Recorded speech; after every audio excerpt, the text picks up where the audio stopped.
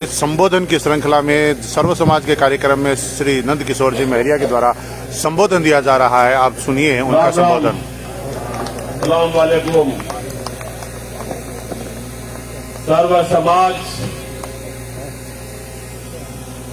की इस सभा में मंच पर इस कार्यक्रम की अध्यक्षता कर रहे परम सम्मानीय नजीर खान जी, भाषण के दौरान आपको दिखाते हैं आज की भीड़ कार्यक्रम की।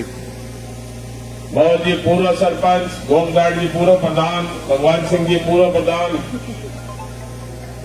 लाल जी, सबके नाम लूंगा तो बहुत टाइम लग जाएगा। सम्मानीय मंच और सभी फतेहपुर और रामगढ़ के गांव ढाणिये से पधारे हुए सम्मानीय बुजुर्गों, युवा साथियों, आज आप लोगों ने जो मिलकर फैसला किया है, मेरे लिए फैसला बहुत खुशी का फैसला है। आज आप लोगों ने मेरी ताकत भीड़ का बढ़ा दी, लेकिन साथ ही जैसे अभी भगवान सिंह जी कह रहे थे, बहुत जिम्मेदारी वाला काम भी है। इसलिए खुशी के साथ साथ मेरी जिम्मेदारियां भी बहुत बढ़ गई है। आप लोगों ने यहां जो विराजमान है उनमें से काफी लोग तो 50 साल से ऊपर पार्टी से जुड़े हुए हैं। ये नजीर खान जी, आलम अली जी, जब मैं पैदा हुआ था तब एमएलए बन गए थे, और आज भी देखो इनके घमंड नाम की कोई चीज नहीं है। सन 67 में एमएलए बन गए थे, और ये जो 5 साल का कार्यकाल रहा, इसमें अजीब नजारा फतेहपुर की जनता ने देखा कि एमएलए इस तरह के भी होते हैं। मेरे पास एक व्यक्ति जो कांग्रेस से जुड़े हुए थे, कोई छोटा सा काम था, आए तो मैंने बातों बातों में जब चाय पी रहे थे तो पूछा, मैंने कहा जी आपने तो कांग्रेस को वोट दिया था, विधायक, सरकार, प्रधान, नगर पालिका सब कुछ कांग्रेस की है, दिक्कत कैसे हुई? बोले भरोसम पाटोल यही तो भरोसम गए नहीं, वोट दियो जरा नहीं, बोले बहुरूम खा के भरोसा दे दियो वोट। इको चुनाव तो अब का आओगो, आकामा जी को चुनाव तो अब का आओगो, जरा बताऊंगा वोट क्या दिया कि वो तो बहुरू खान जी का भरोसा में दिए वोट हो। तो ऐसी भावना एक आदमी की नहीं, हजारों लोगों की यहां रही है, और उसका मूल कारण ये रहा कि भ्रष्टाचार और तानाशाही का तांडव चारों तरफ चला। किस तरह से थानों में बंदियां चली, किस तरह से एफआईआर के लिए भी लोगों को तरसना पड़ा, और जब एफआईआर हो भी गई तो आगे काम के लिए तरसना पड़ा। हर काम विधायक का फोन कराओ या विधायक के दलाल का फोन कराओ, चाहे फतेहपुर हो चाहे रामगढ़, गली गली में एमएलए तैयार कर दिए। बोले ये कैंसर का है, ये रामगढ़ का एमएलए है, ये फतेहपुर का एमएलए है, ये बेसवा का एमएलए है। गांव गांव में इस तरह से जो अत्याचार किया, जो तानाशाही की, मेरे को लगता है आज उसी का नतीजा है कि आप सब लोगों ने हाकम हटाओ फतेहपुर बचाओ का नारा दिया, जिम्मेदारी दी है। तो मैं आप सबको नतमस्तक होकर कहता हूं कि आपने जो विश्वास मेरे ऊपर किया है, उस विश्वास को कभी मिटने नहीं दूंगा। आपकी आन बान और शान के लिए चाहे मुझे किसी हद तक जाना पड़े, मैं जाऊंगा। 20 साल से आपके बीच में हूं, आपने मुझे देखा है, मेरा व्यवहार भी देखा है, 5 साल एमएलए काल भी देखा है। जानबूझकर, जानते हुए मैंने आज तक ये कभी नहीं किया कि किसी को तकलीफ दी हो। फिर भी अगर किसी भाई को कोई तकलीफ हुई हो कभी 20 साल में, तो मैं माफी चाहता हूं। लेकिन आगे के लिए मैं आपको बहुत स्पष्ट कर रहा हूं कि कोई अगर ये सोचे कि भाई हम कल तक वहां थे, परसों तक वहां थे, बिल्कुल जरूरत नहीं है। आपका घर, मेरा घर, फतेहपुर मेरा पूरा परिवार है, और इस परिवार को बिल्कुल परिवार की तरह हमेशा लेकर चलूंगा, ये आप तय मानिए। पिछले 5 साल में कई बार जनता को, किसानों को, व्यापारियों को, युवाओं को विधायक की आवश्यकता पड़ी।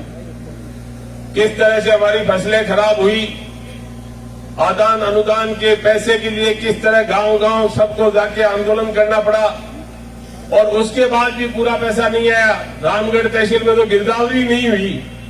और इन सब चीजों के चलते एक बार भी 5 साल में अगर किसान के लिए विधानसभा में यहाँ का विधायक बोलता तो कोई तकलीफ की बात नहीं थी। एक बार भी नहीं बोला। पिछली बार फतेहपुर की जनता ने मुझे बनाया, इंटरनेट पे रिकॉर्ड पड़ा है, आज भी आप देख सकते हैं। 200 विधायक विधानसभा में होते हैं, आपके इस भाई ने 200 विधायकों में सर्वाधिक पर्सन लगाए, सर्वाधिक पर्सन पूरे राजस्थान में लगाए और फतेहपुर की आवाज उठाने की कोशिश की। अब की बार सरकार होते हुए भी, और सरकार भी किस तरह की थी कि एमएलए को मुख्यमंत्री बना दिया तहसीलों का। बहुत कुछ बढ़िया काम हो सकते थे, लेकिन सिर्फ जेब भरने का काम हुआ, तानाशाही का काम हुआ, भ्रष्टाचार का काम हुआ। आज हम सब इकट्ठे होके, सबका पर्पज एक ही है, सबकी मानसिकता एक ही है। ये कोई कांग्रेस बीजेपी की लड़ाई नहीं है, फतेहपुर की आन बान और शान की लड़ाई है। और आप लोगों ने जो तय किए हैं वो मैं आपको एक बार फिर कहता हूं कि मेरे को स्वीकार्य है। और अगले 5 साल 15 दिन तो आपको मेहनत करनी पड़ेगी। सिर्फ आज तय करने से काम नहीं चलेगा।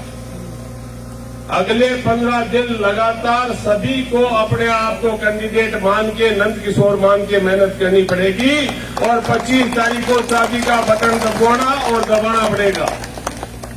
ताकत उस बटन में है। आप लोग अगर ताकत देंगे तो अगले 5 साल 24 घंटे दिन रात आपकी सेवा में खड़ा रहूंगा, ये मैं आपको वादा करता हूं। आज जिस तरह से आप इकट्ठे हुए और एक आवाज पे, बरसों से आवाज तो आ रही थी, काफी लोग साल भर से 2 साल से कह रहे थे कि भाई हम वोट नहीं देंगे, कोई कह रहा था हम सपोर्ट नहीं करेंगे। कईयों को मैंने भी कहा भाई मेरे को देना, बोले नहीं वो तो सोचेंगे।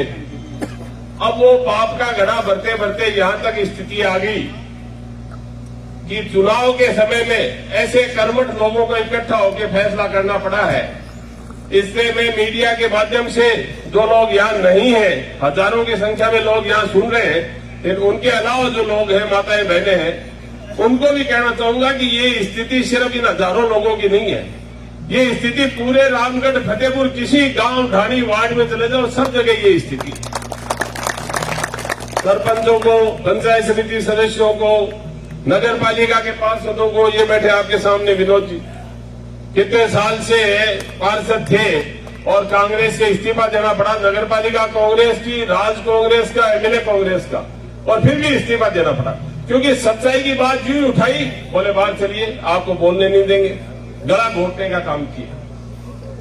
तो इस तरह का लोकतंत्र में जो व्यवहार है वो कतई बर्दाश्त नहीं किया जा सकता।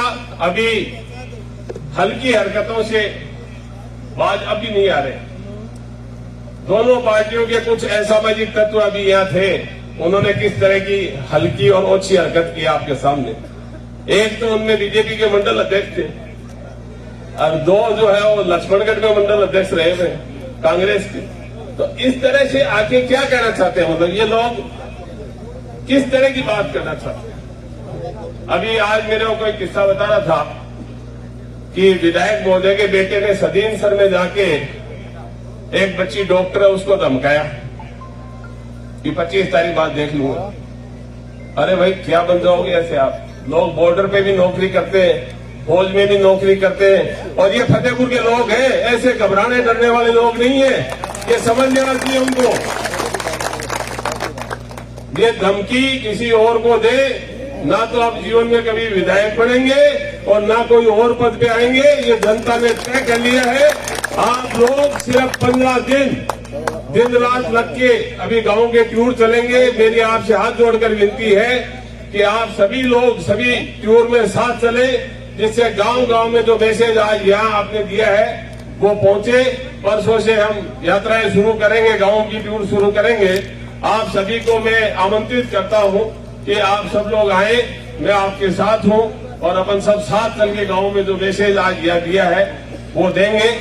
इसके अलावा जब भी सार्वजनिक रूप से, चाहे गांव के लोग हों चाहे शहर के लोग हों, कोई भी 5 व्यक्ति 10 व्यक्ति या व्यक्तिगत काम हो, आप लोग मुझे बताएंगे तो मैं उस काम को मेरे दिल पर लूंगा और मेरी कोशिश रहेगी कि हर हाल में उसको पूरा करूं। आज तक रहती आई है, लेकिन सरकार की चाबी जो है वो आपको पता है पिछली बार नहीं थी, तो काफी कमियां भी रही हैं। इस बार जो हालत राजस्थान में है उसमें 25 जगह जेजेपी भी चुनाव लड़ रही है और किसी का स्पष्ट बहुमत नजर नहीं आ रहा है। तो आप ये भी जो सोच रहे हैं सब लोग, वो भी होने वाला है कि कहीं ना कहीं हिस्सेदारी राज में भी इस चाबी की रहने वाली है। आप कहे मानो आज के दिन जो हालात है विधानसभा का ताला आपकी दी हुई इस चाबी से खुलने वाला है, ये आप पक्का ये देखिए, अभी जो प्रतीक जी महरिया से अपन बात कर रहे थे, वही बात अब नंद किशोर जी महरिया के द्वारा की जा रही है कि अगली बार चाबी अपने पास रहेगी। और ये बहुत बड़ी बात कही है। सभी एक बार बैठे रहे। हमारे बीच में बिरानिया गांव से कवि है कमलेश जी कल्ला, वो अपनी एक कविता के माध्यम से हम सबको जोड़ने का प्रयास करेंगे। मैं ये बहुत जैसी संभावना व्यक्त की जा रही है कि संबोधित करें। चुनाव का रिजल्ट अब की बार जो हैंग आने की स्थिति आ रही है, ऐसी स्थिति के अंदर जेजेपी जो भी सीटें जीतेगी उनकी चाबी उनके पास रहेगी। ये एक बहुत बड़ी बात है अभी अभी जो कही है। हाँ, देखिए कहा जा रहा है।